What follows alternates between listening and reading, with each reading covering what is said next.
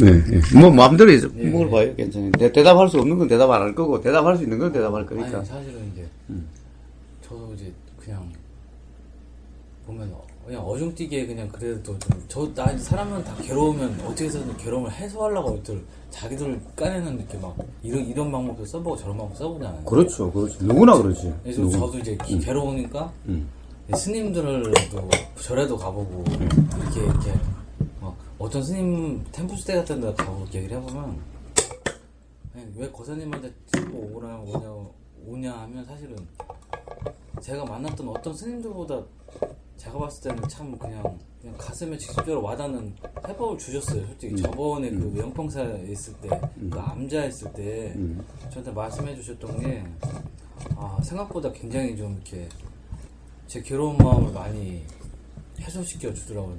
그럼 고사님께서도 괴로움을 느끼셨다가 이렇게 자유롭고 이랬던 게 결국 부처님의 가르침을 따르시고 이렇게 하시면서 이렇게 되신 건가요, 저도? 부처님의 가르침은요, 부처님이 만드신 가르침이 아니에요. 부처님이 그냥 삶에서 터득하신, 발견하신 가르침이에요. 그렇기 때문에 부처님의 가르침을 듣지 않아도 터득할 수는 있어요. 그런데 그것이 너무나 어렵죠. 왜냐? 부처님의 가르침을 듣지 않으면은 사실은 세상이 가르치는 그것이 맞다라고 생각하고 살아가니까. 그러나 그 가르침을 믿지 않고 삶의 경험을 삶의 경험을 소중히 여기면서 사는 사람은 부처님 가르침을 듣지 않아도 터득할 수는 있어요. 근데 그것이 굉장히 어렵죠. 응? 예, 어렵죠. 그러니까 부처님 가르침을 들으면은 훨씬 터득할 수 없는 것을 빨리 터득할 수가 있어요. 부처님은 직접 이것도 해보시고 저것도 해보시고 하는 그런 것을 통해서 터득하신 거예요. 부처님이 만드신 법이 아니에요. 본인이 그럼 피부로 느낀 거네요, 그럼? 당연하죠. 직접 경험하신 것을 통해서 삶이란 그런 것이구나, 세상이란 그런 것이구나 라고 하는 것을 터득하신 거예요. 즉 깨달으신 거예요. 그런 것을. 그것은 부처님이 만드신 법이 아니에요. 부처님이 가르치면 부처님이 만든 것을 부처님이 만들어서 가르치신 것이 아니라 부처님이 삶의 경험을 통해서 터득하신 것을 내가 살아보니까, 내가 경험해보니까 내가 이런 것을 발견했다, 이렇더라, 이걸 말씀하신 거예요. 그러니까 부처님이 그러시 하셨다는 것은 누구나 누구나 그럴 수 있는 거예요. 그런데 그것이 쉽지가 않은 거예요. 그래서 그것을 먼저 경험한 사람의 이야기를 들으면은 훨씬 쉽죠. 그렇죠. 부처님은 바로 그런 역할을 하신 분인 거예요. 그런데 절이라든가 이런 불교라고 하는 종교가 되면 부처님의 원래의 가르침은 어디 가버리고 자기들이 필요한 관념이 돼버리는 거예요. 기독교도 마찬가지요. 종교도 마찬가지요. 기독교도 예수님 말씀에 충실하다면은 예수님 말씀이 도대체 이 말씀이 무슨 말씀이신가 라고 무엇을 의미하시는가 라고 그것에 더 관심이 있으면은, 그러면은 기독교인들도 예를 들면은 예수님이 부자가 천국에 가기는 낙타가 파는 것을 통과하기보다 더 어렵다고 말씀하셨으면은 그러면 부자 되려고 하지 않을 거 아니에요. 천국에 가려고 하는 거지. 천국에 가기 위해서는 어떻게 살아야 되느냐에 관심이 있어야 되지 부자가 되려고 하는 거 아니에요. 그러니까 도대체 그 예수님 말씀은 조금 더 염두에 두지 않기 때문에 오히려 예수님한테 가서 뭐라고 그래요? 부자 되게 해달라고 기도하잖아. 불교도 마찬가지인 거예요. 부처님은 뭐라고 그러시냐면은 창에 들어가서 사례가 됩니다.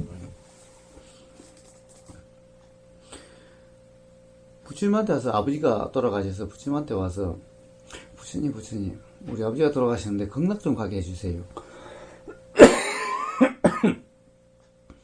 그럼 부처님이 뭐라 그러셨냐면, 그래, 그럼 죄 지내라.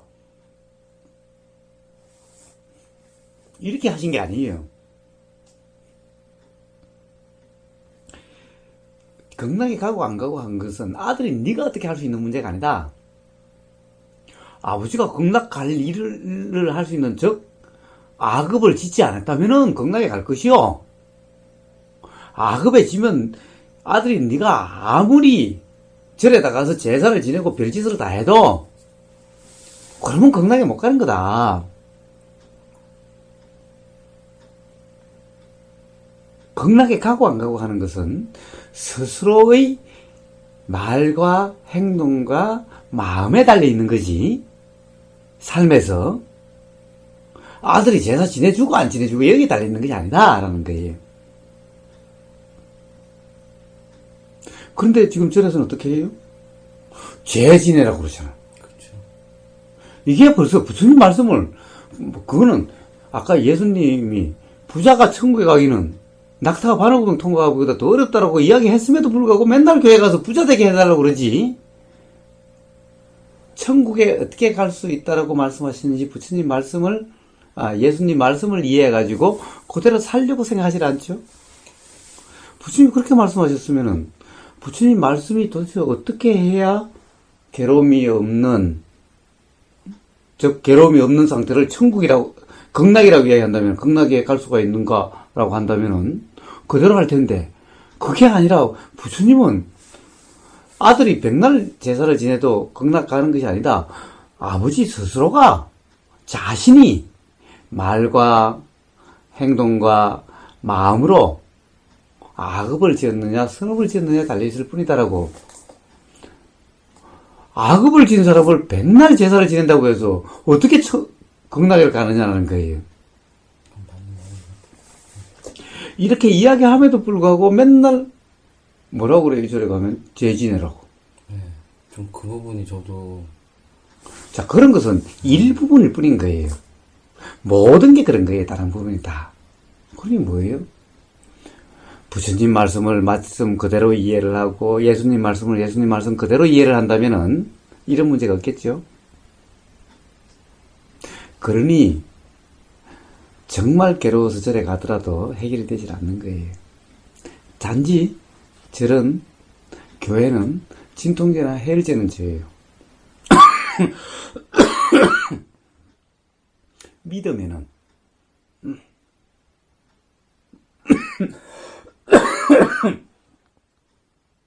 관세음보살은 맨날 이야기하라고 아미타불을 하면 믿으면은 진통제 해열제문 같은 효과는 있어요. 그러나 그것은 그때뿐 근본적으로 해결되지 않는 거예요.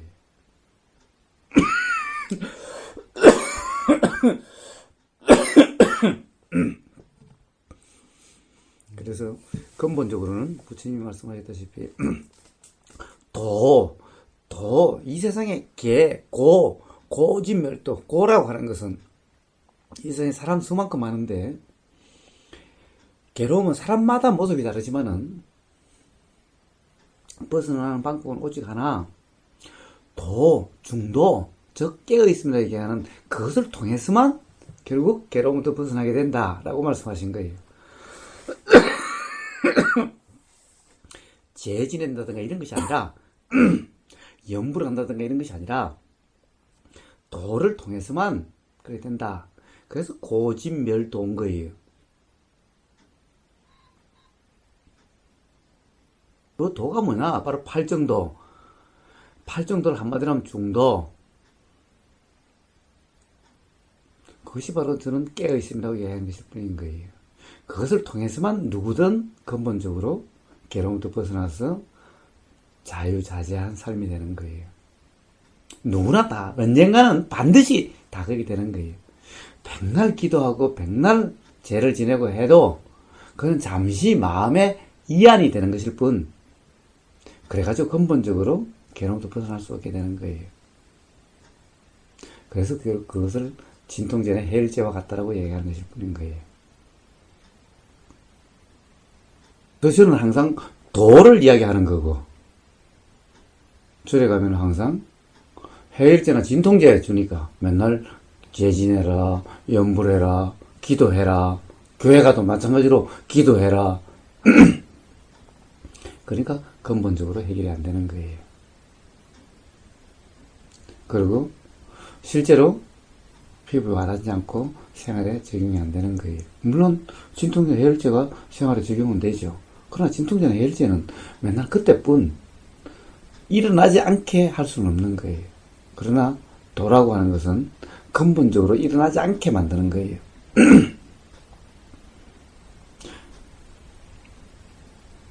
이런 얘기를 하면은 절에서는 저를 장사가 안 되잖아.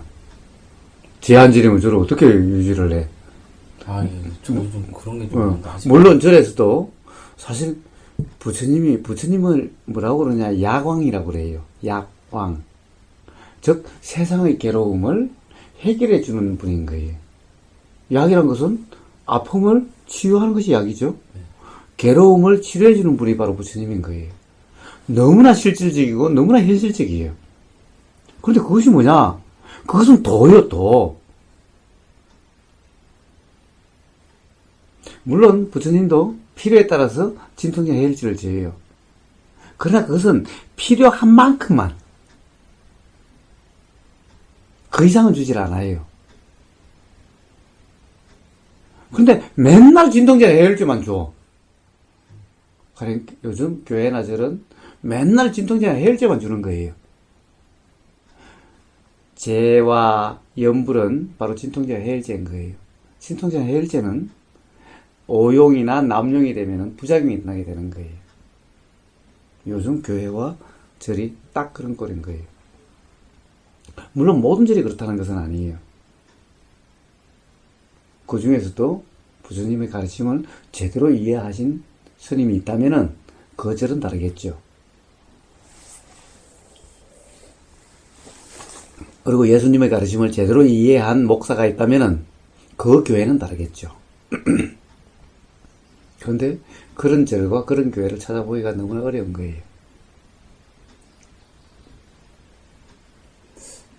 제가 처음엔 저를 영평사요.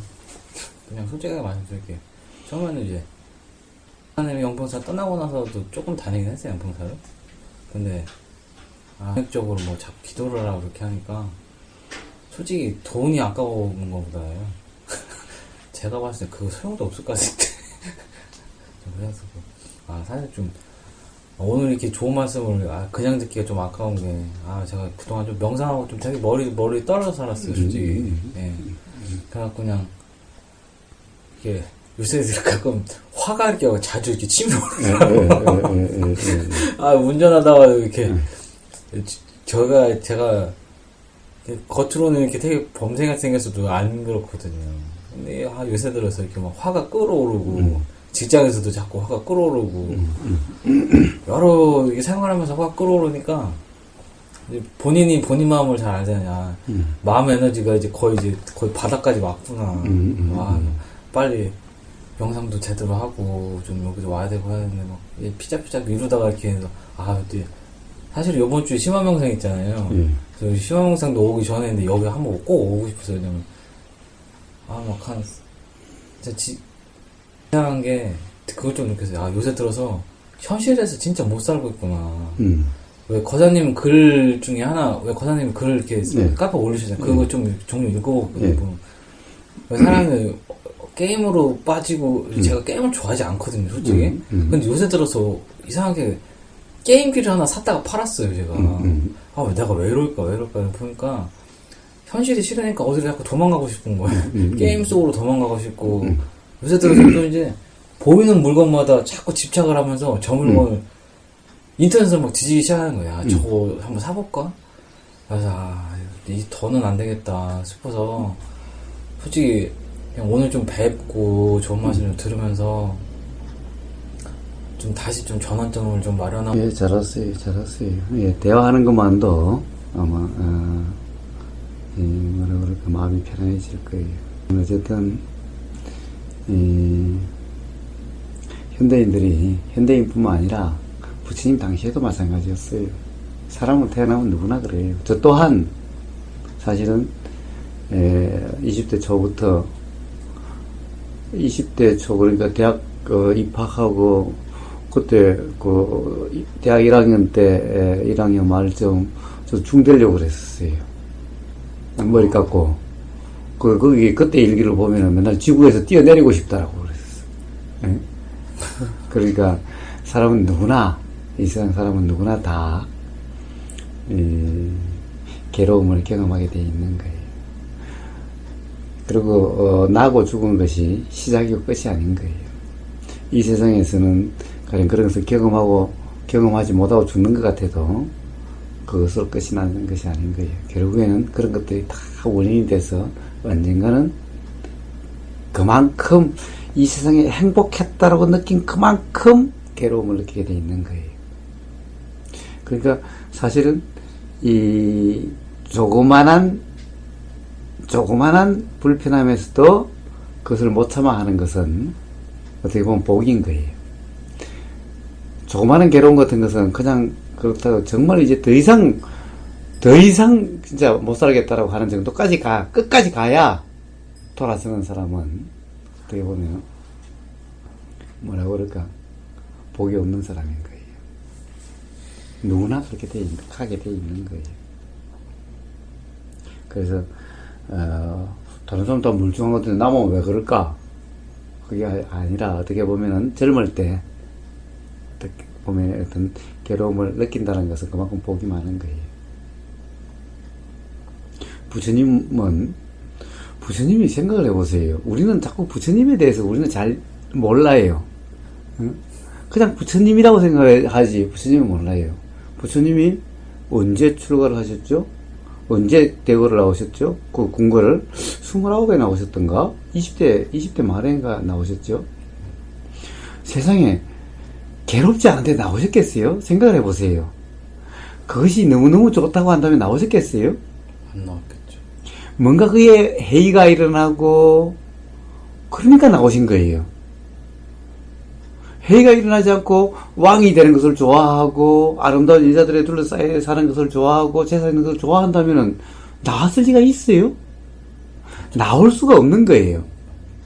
결국에는 그것이 안 좋다고 느낀 것은 그런 환경에 있으면서도 결국에는 괴롭다라고 표현하는 그런 상태이기 때문에 나온 거예요.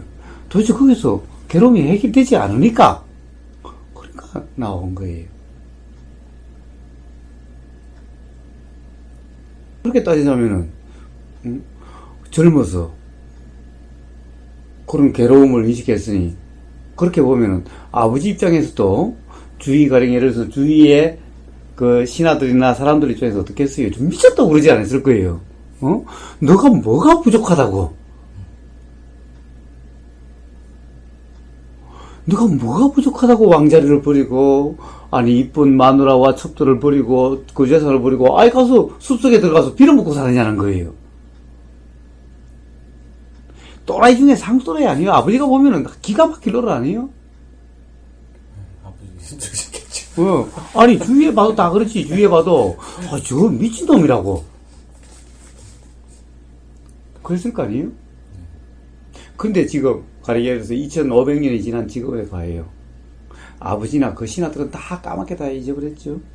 그 권력의 정점에 살던 그런 사람들, 행복에 살던 사람은 다 잊어버렸지만은, 아니, 세상에 지금 그래도 그 부처님은 아침, 저녁으로 예불 드리고, 누구나 부처님 그 가르침을 지금 이렇게 배우고 사는 거 아니에요? 물론 부처님도 그때 괴로움을 느꼈지만은 그 이치를 깨닫고 나신다면은 더 이상 어떻게 살아도 불편함이 없는 그런 삶을 사신 거죠.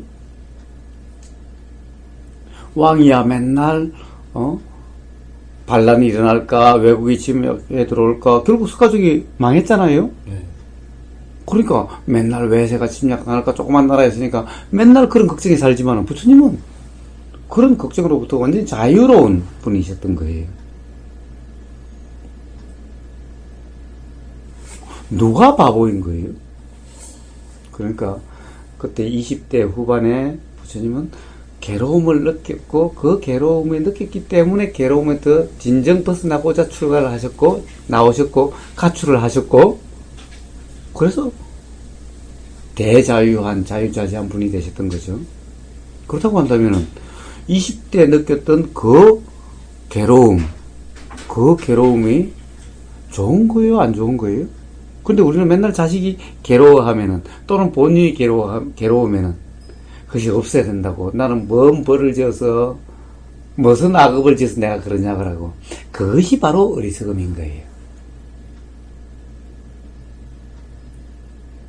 그렇습니다. 그렇습니다. 그렇습니다. 그렇습니다. 그래서 부처님은 고를 성스러운 진리라고 말씀하신 거고, 예수님은 하느님의 은총이라고 말씀하신 거예요. 근데 사람들이 그걸 몰라.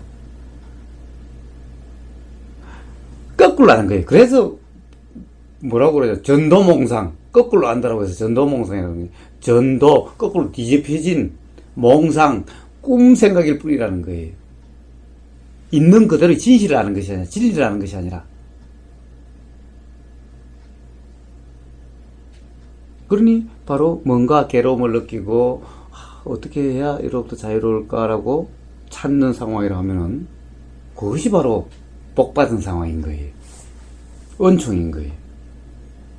아직 그것도 모르고 그냥 희희낙낙하고 그렇게 사는 사람보다. 집사람이 그냥 문득 드는 생각이에요. 집사람이 저보고 그러더라고요. 저보고. 근데 사실 어머니도 저보고 그러세요.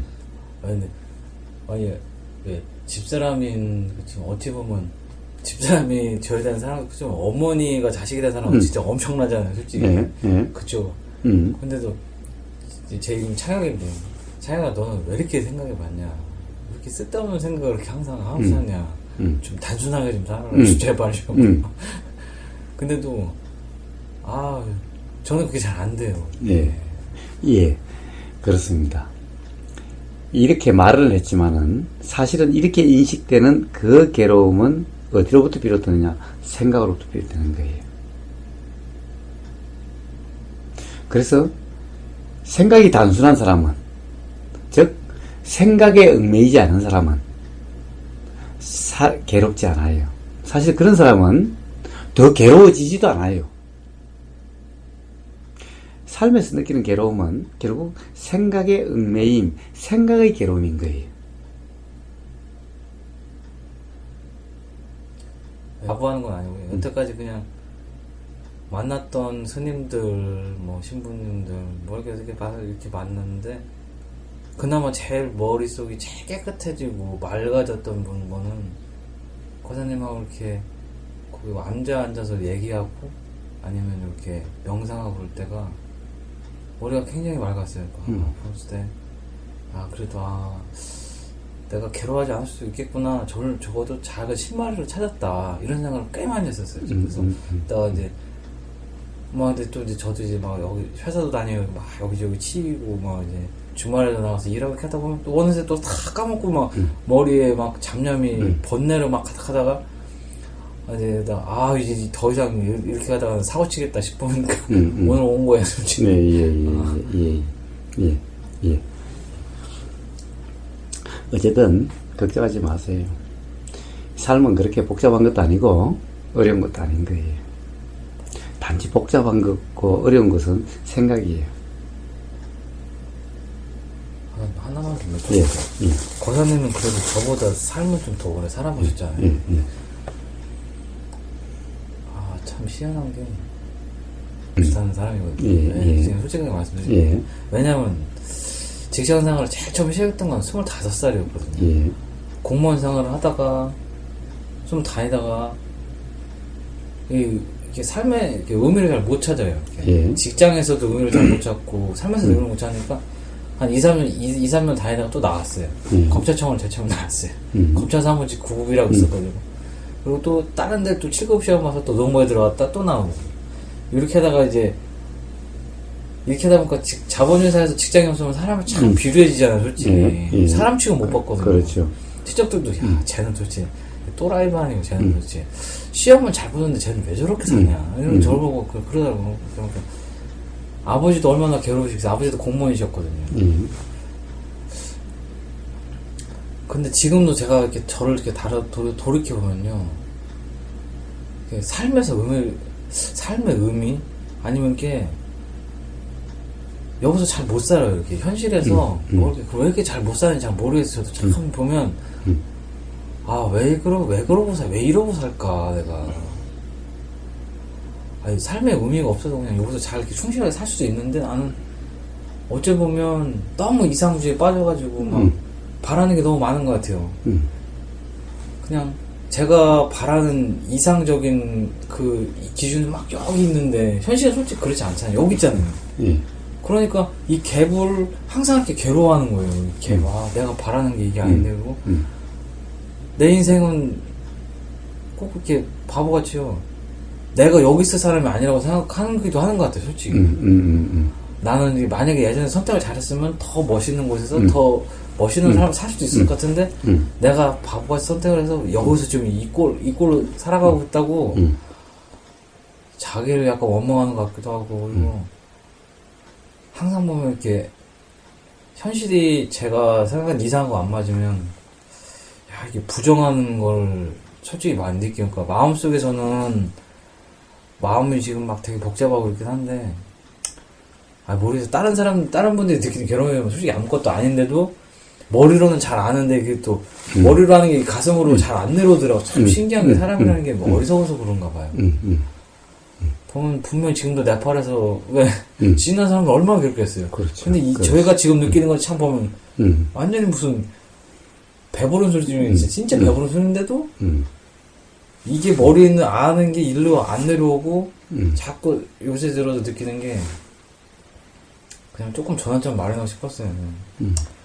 삶에 자꾸 불만이 일어나니까 게임에 빠지고 싶어서 게임기를 샀다가 팔고 자꾸 물건에 집착하고 그런 게 이게 마음이 너무 이상하다. 그래서 한번 와봤어요. 진짜.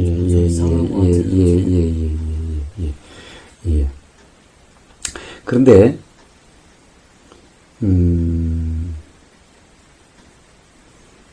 아까도 얘기했다시피 나쁜 게 아니에요. 어떻게 보면은, 버린 그 정도 상황이면은 다들 만족하고 살고, 어떻게 더 잘하려고, 그렇게 열심히 하고 애쓰면서 사는 사람도 많을 거예요. 그 옆에서 보면은 열심히 사는 것 같고, 잘 사는 것 같이 보이는 사람도 많을 거예요. 그러나, 어느 것이 더 좋다라고 이야기할 수가 없어요. 왜 그러냐 하면은, 이런 과정을 거쳐서 바르게 이제 삶이란 뭔가를 알게 된다면은, 그러면 삶이 이제 평온하고 평화롭고 삶의 맛을 제대로 알면서 살게 돼요. 삶이 힘들지 않게 되고 불편하지 않게 돼요. 그런데 지금 사실 그렇게 크게 불만 없이 열심히 일해서 승진하려고 그러고 더 잘하려고 하는 사람은 언젠가는 불편을 느끼게 돼요. 괴로움을 느끼게 돼요. 지금 느끼는 것보다 훨씬 더 괴로움. 그때 되면은, 어떻게 보면은, 죽고 싶은, 이런 상태가 돼요. 왜 그러냐? 그때 되면은, 사회적으로 이제 어느 정도 됐다라고 생각하면, 사회적으로 사람들이 다 자기를 어떻게 생각하는데, 그것을 이제 정편으로 입에 대는, 도대체 그 사람들의 생각과 내가 느끼는 거하고 너무나 달라가지고, 그 괴리로 인해가지고 아주 괴롭은 삶이 돼요. 누구나 그렇게 경험하게 돼요. 그런데 그것을 지금 경험함으로 해서 벗어날 수 있는, 오히려 빨리 벗어날 수 있는 계기가 되기 때문에 결국 나쁜 게 아닌 거예요. 안 좋은 게 아닌 거예요. 그러나 바로 지금 그러니까 이 순간을 그것이 세상에 나는 왜 이럴까? 내 삶을 왜 이럴까? 나는 사회 부적응자야. 라고 그렇게 자학하고 자책하고 살아간다면은, 그러면 삶은 괴로움이 되는 거고, 그러면 더 괴로워져서 도저히 더 못 살겠다고 할 정도까지 가게 되는 거예요. 이상하게 이야기 들어서 숨고 싶더라고요. 예. 그래서, 자, 그러면 벗어나려고 게임도 해보고, 또 그거도 그렇게, 그거 안 되면 술도 먹어보고, 또 예를 들면, 외국 같으면 마약도 하게 되고, 또는, 그러니까 예를 들어서 바람도 피우게 되고, 뭔가 하여튼 잊어버릴 수 있는 그런 거 있으면 그렇게 하게 되는 거예요. 그래서 제주지검장이 그런 거예요. 자기도 어쩔 수 없는 거예요. 그런 충동이라고 그런 불안이 하면은 자기가 통제할 수가 없는 거예요. 제일 처음에는 억누르고 다른 사람의 시선이나 봐가지고 자기 자신을 훌륭하게 보이려고 무진애를 써왔죠. 그러나 그것이 어느 정도로 지나면은 감당할 수가 없는 거예요. 그 부분은 좀 이해가 돼요. 누른다고 눌러지는 게 왜? 아니더라고요. 그렇게 돼가는 거예요. 누구나 그렇게 돼가는 거예요. 사회 범죄라든가 이런 것이 다 그렇게 돼가는 거예요. 그렇게 해서 결국 괴로움의 인식에 도달하게 되는 거예요. 그런데 지금 예를 들어서 그렇게 느낀다는 것은, 그리고 아직까지 그런 극단적인 상황에, 극한 상황에 도달하지 않으면서 벗어나려고 한다는 것은 복받은 거예요. 그러니까 가령 사회 부적응자가 아니라 사회 부적응자가 아닌 거예요. 사회 부적응이라는 것은 생각인 거고, 실제로 이런 상황은 어떻게 보면 성스러운 진리의 길에 들어서는 거예요. 하느님의 은총이 시작되는 거예요.